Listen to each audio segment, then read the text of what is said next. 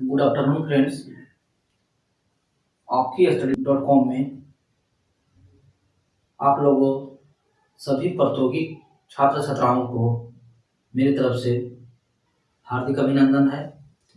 दोस्तों, आपकी study.com से की तरफ से आज आप लोगों को झारखंड से संबंधित एक महत्वपूर्ण टॉपिक ज्योग्राफी का है, झारखंड में कृषि, उसके बारे में विस्तार पूर्वक चर्चा करने आ रहे हैं।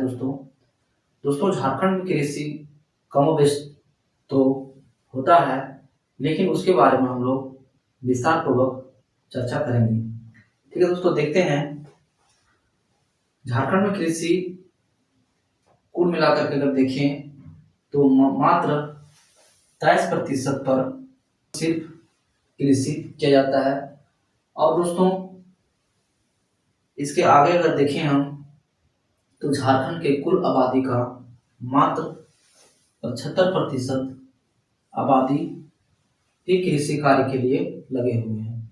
दोस्तों इसके साथ झारखंड पठारी क्षेत्र होने के कारण मात्र यहाँ 23% भूमि पर सिर्फ खेती किया जाता है, कृषि किया जाता है। इसके साथ साथ 38 लाख हेक्टेयर मात्र कृषि किया जाता है पूरे झारखंड के कुल भूमि के अंतर्गत। दोस्तों जो कुल भौगोलिक क्षेत्र का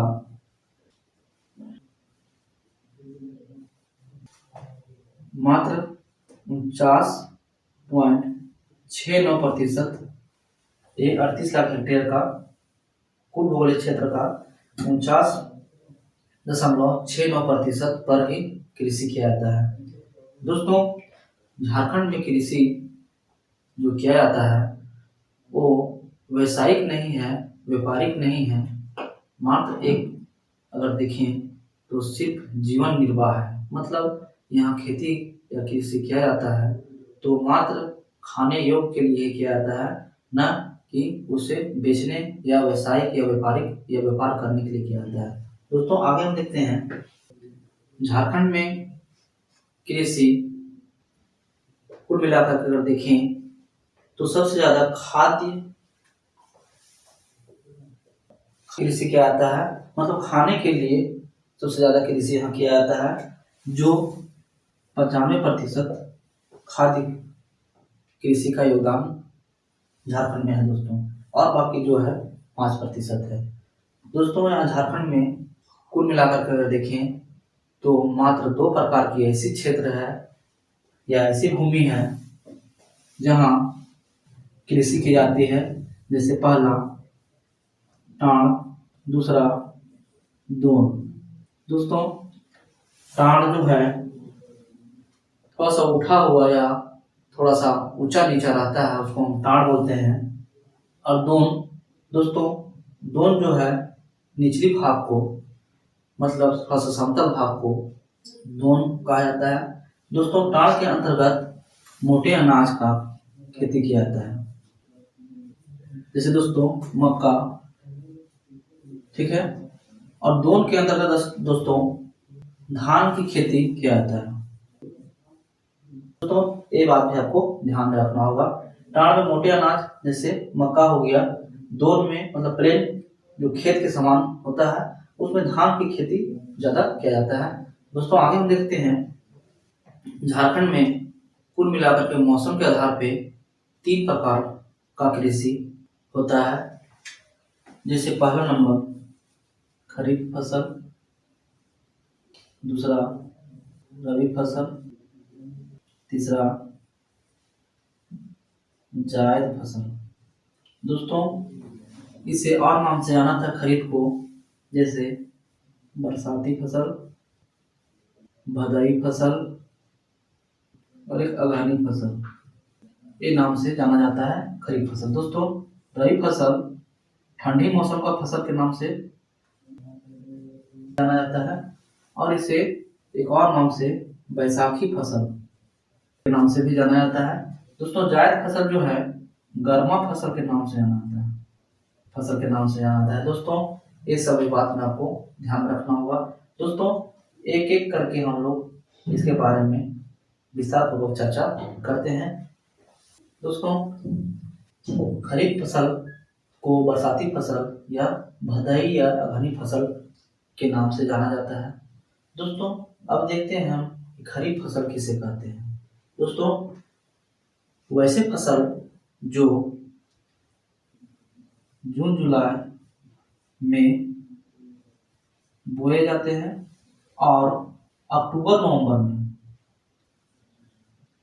में काट लिया जाता है। ठीक है दोस्तों, उसे खरीफ फसल के नाम से या उसे खरीफ फसल कहा जाता है। दोस्तों, ये बताएं कि जून जुलाई मतलब 4 महीना का है गैप है। दोस्तों, देख रहे हैं, जून जुलाई में बोया जाता है मतलब लगाया जाता है, और अक्टूबर नवंबर में इसे काट लिया जाता है। उसे हम खरीफ फसल के नाम से या खरीफ फसल कहते हैं। दोस्तों, खरीफ फसल के अंतर्गत मुख्य फसल जो आते हैं उसके बारे में हम लोग अभी देखेंगे। जैसे पहला सबसे मुख्य जो है धान, मक्का, चाय, मूंग, मूंगफली, ज्वार, बाजरा, तिल, तंबाकू।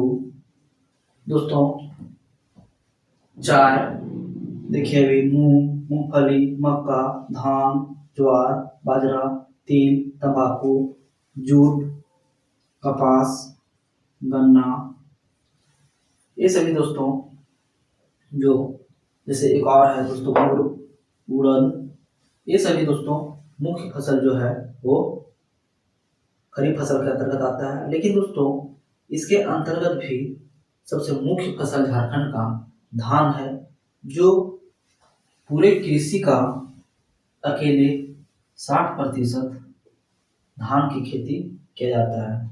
उसके बाद दूसरे स्थान पे मक्का का खेती किया जाता है। ठीक है दोस्तों, आगे हम देखते हैं रबी फसल। दूसरा नंबर था दोस्तों रबी फसल। दोस्तों, इसके पहले थोड़ा सा जानना आपको होगा कि खरीफ फसल को 2 भाग में बांटा गया था, जो अभी भदई और अगहनी। दोस्तों, भदई फसल वैसे फसल को कहते हैं जो आपका मई या जून में बोया जाता है और 4 महीने बाद मतलब अगस्त सितंबर में 4 महीने बाद अगस्त सितंबर में इसे भदई फसल को काट लिया जाता है। और एक कुल मिलाकर के उत्पादन जो इसका होता है, कृषि जो होता है, इसका मात्र 20% भदई फसल का कृषि किया जाता है। दोस्तों, अगहनी फसल जो है इसे जून जुलाई में बोया जाता है और अक्टूबर नवंबर में काट लिया जाता है। ये पूरी कृषि का अकेले 70% कृषि किया जाता है, जो अगहनी क्षेत्र के अंतर्गत आता है। दोस्तों, आगे हम देखते हैं दूसरा नंबर रबी फसल। दोस्तों, रबी फसल अभी हम दूसरा नंबर फसल देख रहे हैं, जो अक्टूबर नवंबर में। दोस्तों, खरीफ फसल को जैसे हम काटे वैसे इसे हम लगा रहे हैं। अक्टूबर नवंबर में खरीफ फसल को काट रहे थे, तो अक्टूबर नवंबर में इसे हम लगा रहे हैं, बो रहे हैं। 4 महीना मतलब इसे मार्च में या फरवरी मार्च या मार्च अप्रैल में इसे काट लिया जाता है। ठीक है दोस्तों, फरवरी मार्च में भी कमोबेश रबी फसल का उत्पादन हो जाता है। ठीक है, लेकिन अक्टूबर नवंबर में बोते हैं और मार्च अप्रैल में इसे काट लेते हैं।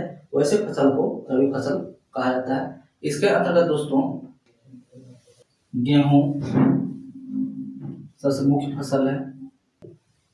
ठीक है दोस्तों, उसके बाद मटर, मसूर, जौ। ठीक है दोस्तों, गेहूं हो गया, मटर हो गया, मसूर हो गया, जौ हो गया, सरसों। दोस्तों, इस रबी फसल में सबसे ज़्यादा तिलहनी फसल होता है। उसके बाद जौ, मटर, गेहूं, मसूर, सरसों इत्यादि इन सभी रबी फसल के अंतर्गत आते हैं। दोस्तों, आपको ध्यान रखना होगा कि मूंग जो है सो खरीफ फसल है, और एक और दाल आपका है मसूर, वो जो आपका है रबी फसल है। ये बात आपको ध्यान में रखना होगा। ठीक है दोस्तों, आगे हम देखते हैं तीसरा नंबर, जायद फसल। दोस्तों अभी हम रबी फसल को जब काट रहे थे मार्च अप्रैल में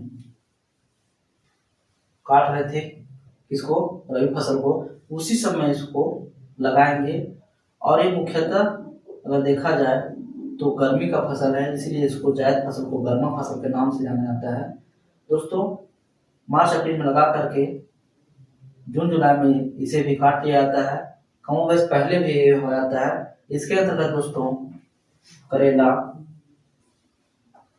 खीरा, ककड़ी, तरबूज, खरबूज, ज्यादातर दोस्तों गर्मी फसल या जायद फसल के अंतर्गत सब्जी उगाया जाता है। दोस्तों इसका योगदान मतलब जायद फसल मात्र 0.73 होता है। और इसके पहले दोस्तों जो रबी फसल था मात्र 9.20% जो है सिर्फ रबी फसल होता है, और जायद फसल जो है वो 0.73% जायद फसल होता है। दोस्तों अभी हम झारखंड के कृषि में मुख्य बिंदुओं के बारे में हम चर्चा किए। दोस्तों एक आपका कृषि के अंतर्गत टॉपिक जो है पार्ट 1 है, और अगले क्लास में हम लोग पार्ट 2 में चर्चा करेंगे मुख्य एक करके, जैसे धान, मक्का, गेहूं, जौ कहाँ कितना पाया जाता है, उसके बारे में हम लोग नेक्स्ट क्लास में चर्चा करेंगे।